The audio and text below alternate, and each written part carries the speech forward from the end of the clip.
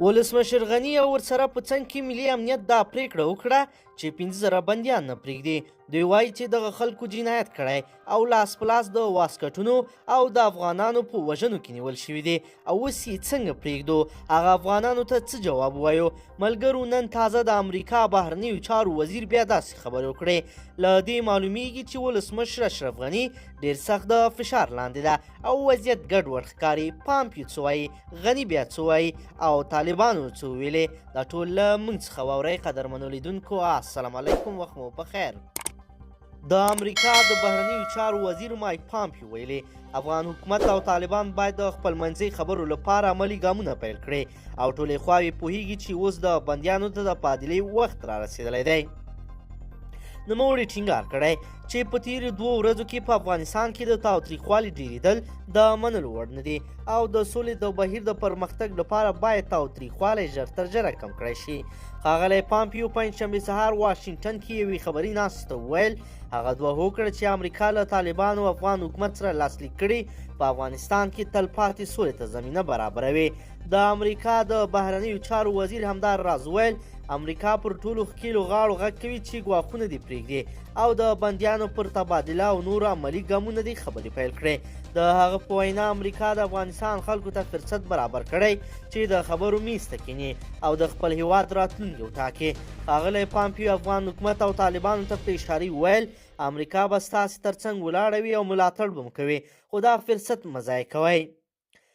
له طالبانو سره شوې هوکړې ته په اشارې د امریکا د بهرنیو چارو وزیر وویل موږ لا هم ډاډه یو چې د طالبانو مشران به پر خپلو ژمنو درېږي او امریکا به هم خپلې ژمنې ترسره کوي. موږ سادهګان نه یو او په دقت سره به د هوکړې د هرې برخې عملي کېدل څارو.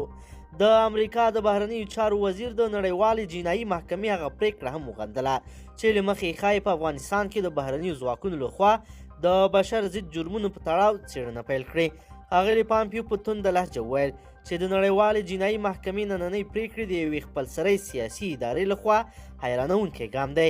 هغه زیاته کړه په داسې وخت کې چې امریکا یوازې څو ورځې وړاندې طالبانو سره د سولې تړون لاسلیک کړ او افغانستان کې سولې ته فرصت برابر کړ د نړیوالې جنایي محکمې دا پریکړه د منلو وړ نه ده. د ټینګار وکړ چې امریکا د نړیوالې جنایي محکمې غړی نه دی او له دې ناقانونه محکمې د خپلو اتباعو د ژغورلو لپاره به هر ګام پورته کوي. ټاکل شوي وه چې د افغان حکومت او طالبانو ترمنځ مخامخ خبرې د مارچ میاشتې پر 10مه نیټه پیل شي خو داسې ښکاري چې د بندیانو تبادلې موضوع د ښکیلو غاړو ترمنځ جنجالي شوی. افغان ولسمشر محمد اشرف غني ټینګار کوي چې د طالب بندیانو د خوشي کولو واک له افغان حکومت سره دی او پر دې موضوع به طالبانو سره مخامخ خبرو کې بحث کیږي. خو وسلوالو طالبان بیا وایي د دې خبرو له پیلېدو وړاندې باید د دوی هغه 15,000 بندیان خوشي شي چې دا مهال د افغان حکومت په زندانونو کې دي.